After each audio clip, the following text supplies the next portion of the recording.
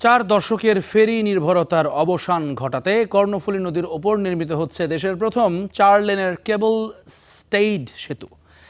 পার্বত্য চট্টগ্রামের চন্দ্রঘোনা রাইখালী সড়কে প্রায় 1,650 কোটি টাকা ব্যয়ে নির্মিত হবে 532 মিটার দীর্ঘ এই সেতু।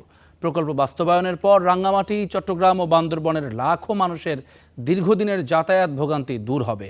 একই সঙ্গে বাণিজ্য, কৃষি ও পর্যটনে আসবে নতুন গতি।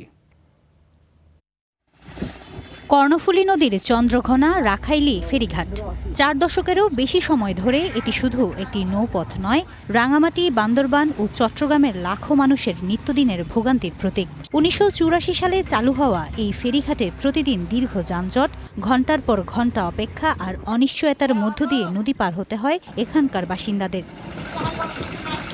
দীর্ঘদিনের সেই ভোগান্তির অবসান ঘটাতে কর্ণফুলী নদীর উপর নির্মিত হচ্ছে দেশের প্রথম 4 লেনের কেবল স্টেইড সেতু। এটি চালু হলে উত্তর ও দক্ষিণ পার্বত্য চট্টগ্রামের মধ্যে গড়ে উঠবে নিরবিচ্ছিন্ন সড়ক যোগাযোগ।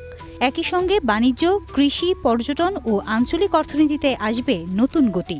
কর্ণফুলী থেকে কিছুদিন কালকের মধ্যে পানি বাড়বে, আবার পানি বাড়লে তখন আবার চলাচল করতে পারবে না। এটা হলো আপনার 3 ডিস্ট্রিক্টের মুখামুখি, এখানে চট্টগ্রাম, এখানে বান্দরবান, এখানে রাঙ্গামাটি। 2-3 ঘন্টা করে অপেক্ষা করতে হয়, আমরা ভোগান্তি হচ্ছে। এখানে ব্রিজটা হলে রোগীর যাতায়াতের জন্য ভালো হবে।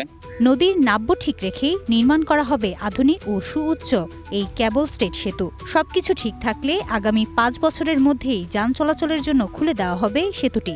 পার্বত্য চট্টগ্রাম যেহেতু একটা পর্যটন এলাকা, সেহেতু নান্দনিকতার বিষয়টা বিবেচনা করে এবং কর্ণফুলী নদীর যে খরস্রোতার বিষয়টা বিবেচনা করে এই ব্রিজটা ব্রিজ ম্যানেজমেন্ট উইং থেকে এই প্রস্তুত করা হয়েছে এবং এটা ডিজাইন করা হয়েছে কনসালটেন্টের মাধ্যমে। প্রায় 1,650 কোটি টাকা ব্যয়ে 532 মিটার দীর্ঘ এই সেতুতে থাকবে 4 লেনের সড়ক, টোল প্লাজা এবং আধুনিক smart health monitoring system. Desk report, star news.